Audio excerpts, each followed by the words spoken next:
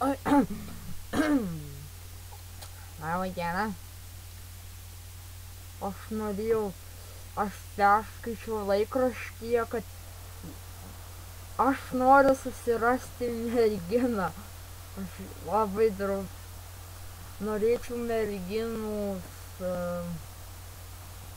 norėčiau, kad būtų šeimininkė ir būtų ūkininkė, vienu žodžiu. Aš atvažiavau iš Šilutės į Krekenavą ieškoti merginos labai gražios, kad būtų už mane aukštesnė, darytų ūkinius darbus. Ir aš norėčiau su ja išvažiuoti į Vokietiją, dirbti kanduonų fabrike. Bet aš niekaip nerandu tokios merginos, nes visos sako, nenoriu važiuoti į Vokietiją. Aš niekaip nesuprantu. Man jau 50 metų,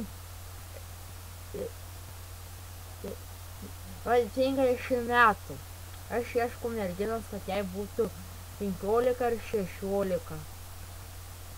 Paauglės ieškau. Būtų gerai, kad netekėjusi, gali turėti vaikų. Mano vardas yra Albinas, 50 metų, atvažiavau iš Šilutės, ieškoti merginos, kaip sakiau. Mano svoris 120 kg, ūgis 1,90 m. Gyvenu vienos bute, Šilutės bute, kaip sakant, kaime. Turiu didelę sodybą ir taip pat turiu namą Vokietijoje, o norėčiau išvažiuoti su savo išrinktąja į Vokietiją, bet niekaip nerandu tokios.